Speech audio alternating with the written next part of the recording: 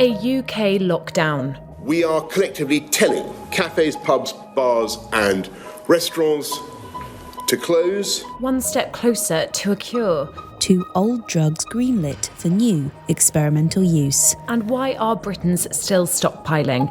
This is Coronavirus, the latest from the Telegraph. I'm Theodora Louloudis. Bars, clubs, pubs, restaurants and cafes have all been ordered not to open on Friday. Nightclubs, gyms, theatres and cinemas will also close.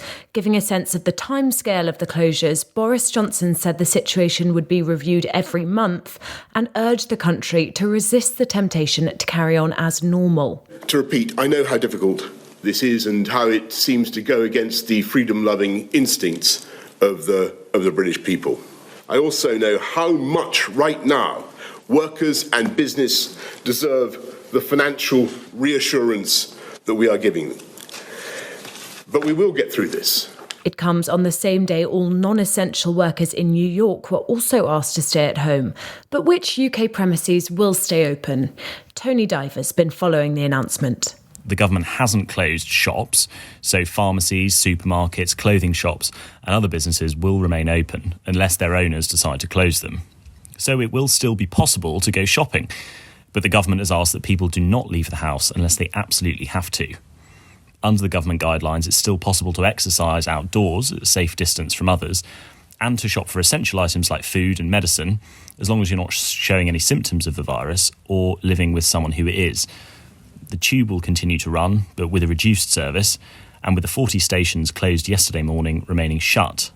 Of course, we know that rail lines and flights have been cancelled all across the country, but they haven't been closed by the government. Transport for London has been clear that it wants its key workers to be able to travel and for people to make essential journeys, but for everyone else to stay at home. And whilst those so-called key workers, including NHS staff, people involved in the manufacture and delivery of food, those needed to run essential public services, are going to work, much of the country isn't. The Chancellor Rishi Sunak also announced unprecedented economic measures today, including the government paying 80% of wages for any permanent employees not working. Up to £2,500 per employee per month will be paid by the government, with no limit for individual firms or overall, as the Chancellor appealed to employers to stand by their employees during the crisis. He also announced that businesses will pay no VAT until the end of June and that self-employed people can access universal credit at a rate equivalent to statutory sick pay for employees, a move he hopes will strengthen the safety net for the self-employed. The global death toll from COVID-19 has passed 10,000, with Italy accounting for nearly 3,000 fatalities. The government confirmed trials for a vaccine could start in the UK within a month, but how close are we to a cure? Louisa Wells has this report. There's movement in the US in the search for a cure. Donald Trump said he was greenlighting 2 drugs already on the market for experimental use in the hope they can treat the virus. One drug, chloroquine, usually used for malaria, produced clinical trials in China. Both drugs have given early signs that they could prove effective for those affected with coronavirus. In China, chloroquine produced encouraging results in clinical trials, while 2 patients in the US reported feeling better after using remdesivir. But however encouraging Trump's words might sound, we're still a long way away from using these drugs as cures. More testing needs to be done to ensure they're effective against COVID-19 and to establish a safe dosage. Higher doses of chloroquine, for example, can be fatal. The new coronavirus shares many of the same features as the SARS virus, which caused an epidemic in 2002 to 2004, which means scientists can use what they already know to understand how to fight off this virus. It went viral for all the wrong reasons. A video of a critical care nurse crying in a supermarket car park after she couldn't buy basic food because other people had stripped the shelves. I'm a critical care nurse. I've just finished 48 hours of work. I just wanted to get some stuff in for the next 48 hours. You just need to stop it. Because it's people like me that are going to be looking after you when you're at your lowest. And just stop it. An emotional plea from Dawn Bilborough from York seems to have got the nation thinking, finally, about the negative effects of stockpiling. The Prime Minister has repeatedly stressed that supermarket supplies aren't going to run out. The government's even relaxed competition laws, meaning that customers who shop online with one supermarket could soon begin receiving their groceries from a rival store to meet supply. Once people in Italy were confident there were no problems with food supply, the panicking behaviour stopped. So why are we Brits still filling our baskets to the brim? I put that question to Professor Benjamin Voyer, a visiting fellow at the LSE's Department of Psychological and Behavioural Science. That kind of panic buying is definitely what can fuel more panic buying. It's a bit like a fulfilling prophecy. You're seeing others doing things and you think everyone is doing it, so you start acting like if this was really happening. Professor Voyer, is there a reason why we as a nation seem to be ignoring government warnings to stop panic buying more easily than other countries? Things happening in one culture and not the other is not necessarily a sign that, people in one culture are behaving this way and people in another culture are behaving another way.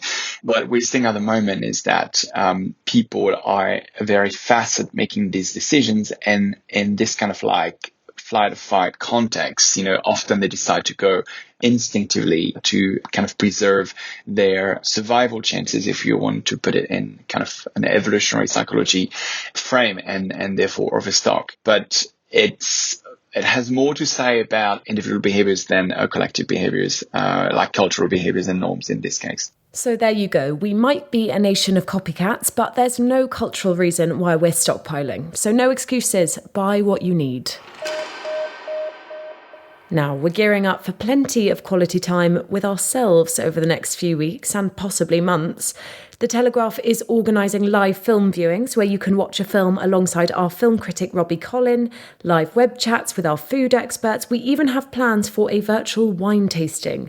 But I'm nosy and stuck by myself in self-isolation, so I wanted to know what everyone else is getting up to this weekend.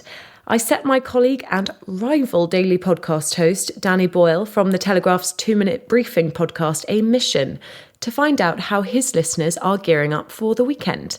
Danny, you're also making a podcast from home twice a day. I've got it easy. Have you also fashioned a makeshift armchair studio? I haven't got an armchair, actually, but I'm talking to you from my spare room. You completed my task. What are your listeners getting up to this weekend? What did you learn about your very up-to-date bunch from their responses? Well, we had plenty of people saying they're trying to stay calm in various ways, really. A lot of yoga, some cooking, and some of our more creative listeners playing music, like Alana in London. Hi, I've been self-isolating for a week. I'm 73, a piano teacher, doing my best to do it online, which is a fantastic challenge and quite difficult. Getting back to practicing seriously the piano has kept my sanity. We also had some listeners quite rightly trying to put a more positive spin on the whole situation. Wise words here from a listener called Texas in South Korea. It's an opportunity to improve ourselves, to do personal development. There are people out there who, they have these great ideas, but they complain, I never have the time to do anything about it. Well, now you have that time. And then for others, life's continued with only pretty minor changes. This is Laura from Kent. I think once people stop doing the school run, obviously today's the last day of that, it will be much quieter. But at the moment, there are still people popping in and out of Costa, going to the butchers. There's still lots of people going in and out of Tesco's. Laura is from Edenbridge in Kent. That's interesting. Certainly, I'm told the streets around where I live in London are much quieter. Danny, have a lovely weekend yourself. And we probably ought to tell listeners how they can listen to your twice daily 2-minute updates. Just search the 2-Minute Briefing on your podcast app. And I'm hoping, Theo, you might be able to stick a link in the show notes to this episode as well. I absolutely will. Listeners, you can stay up to date with Danny's 2-minute news briefings every morning and evening, as well as this podcast. I'll put the link in the show notes to this episode. That's all for this week on Coronavirus The Latest. I'm Theodora Louloudis. Thank you for listening, and I hope we've kept you up to date on what's a fast-moving situation. If we have, please give the podcast a 5-star rating on Apple Podcasts. It really helps other people find the show. Don't forget that if you have a question you'd like one of our journalists to answer, email me. It's coronaviruspodcast@telegraph.co.uk. I'll be back on Monday evening with another update. In the meantime, head to telegraph.co.uk/audio, where you can get a free 30-day subscription to the Telegraph Online.